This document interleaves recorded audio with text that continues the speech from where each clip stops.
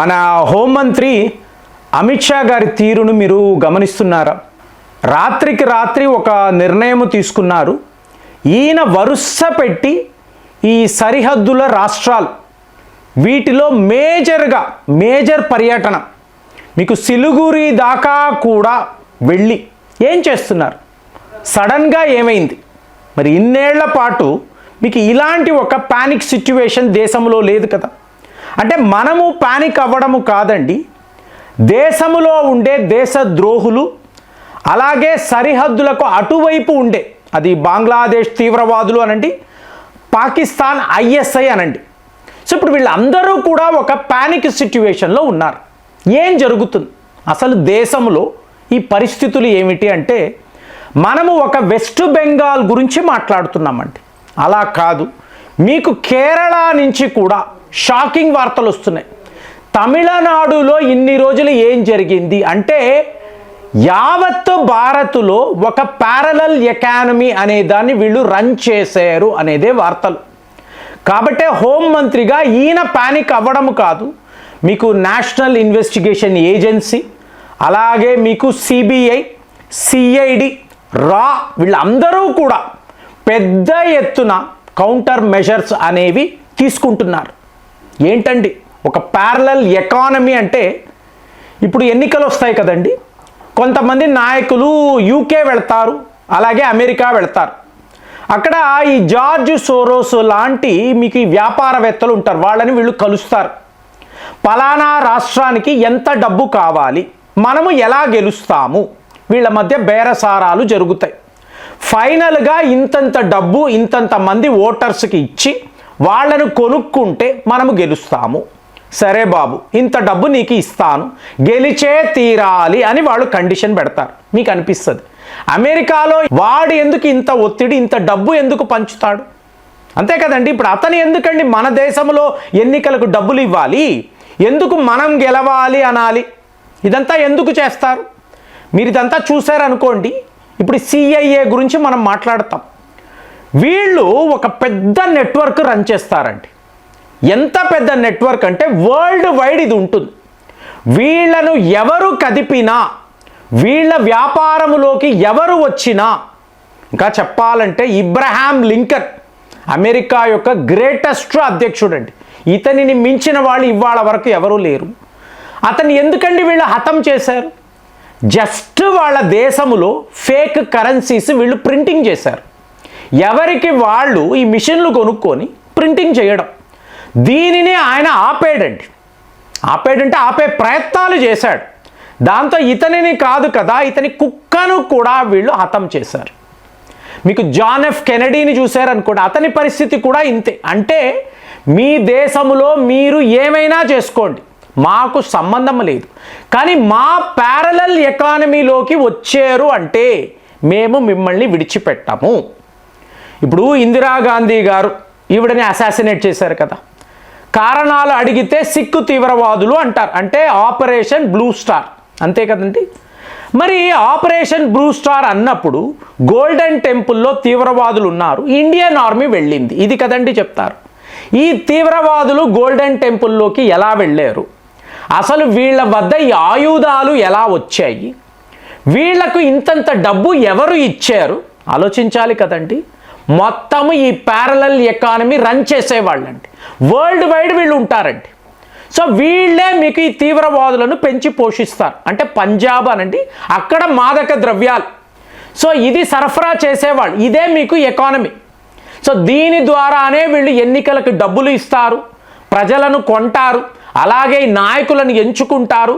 భారత్లో ఎక్కడెక్కడ ఎలాంటి కాంట్రాక్ట్స్ ఎవరికి ఇవ్వాలి మొత్తము వీళ్ళే శాసిస్తారు. ఇప్పుడు రాజీవ్ గాంధీ గారు మరణించారు అంటే మేజర్ అడ్వాంటేజ్ ఎవరికండి? సోనియా గాంధీ గారికే కదా.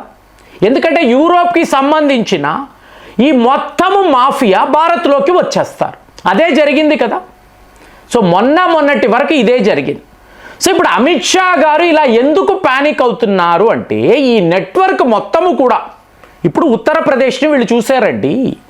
మీకు చవక ధరకు భూములు దొరుకుతున్నాయి, ఇచ్చేస్తున్నారు.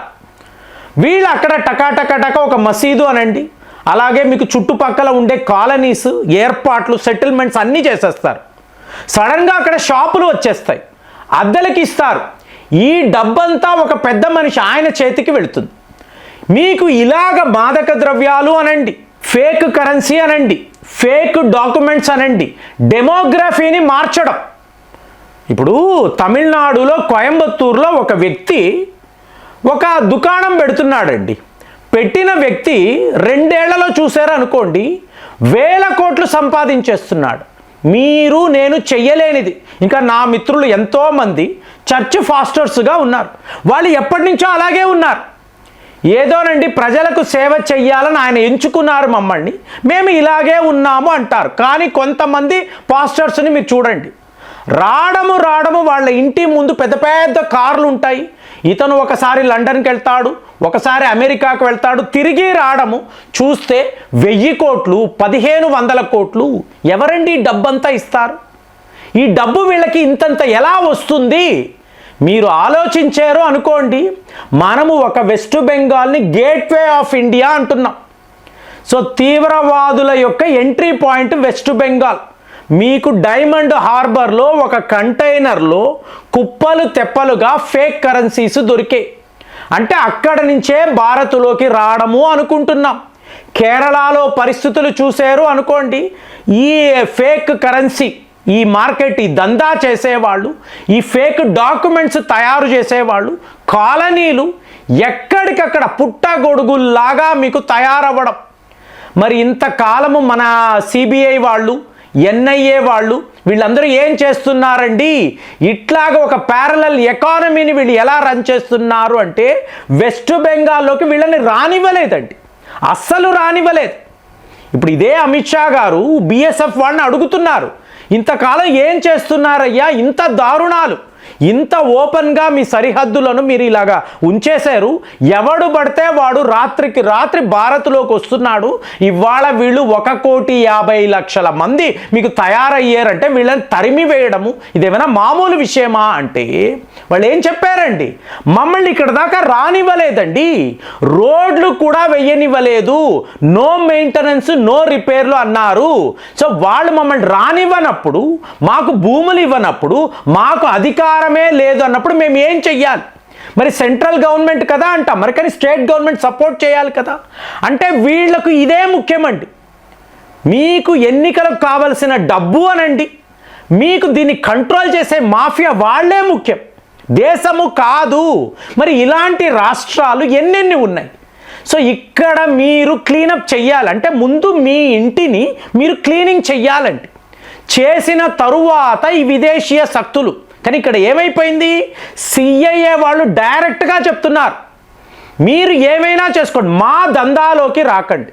ఇది మేము దశాబ్దాల వారీగా చేస్తున్నాం. ఎన్నో ఏళ్ల పాటు ఈ మాదక ద్రవ్యాలు, ఈ ఆయుధాలు, హ్యూమన్ ట్రాఫికింగ్ అనేది మా మెయిన్ బిజినెస్. ఇందులో మీరు తలదూర్చకండి. ఇవాళ అదే జరుగుతుందండి. అమిత్ షా ఏం చేస్తున్నారంటే, వీళ్ళ యాక్టివిటీస్లో నా దేశంలో ఇది చేయడానికి వీలు లేదు, నేను ఒప్పుకోట, నథింగ్ డూయింగ్.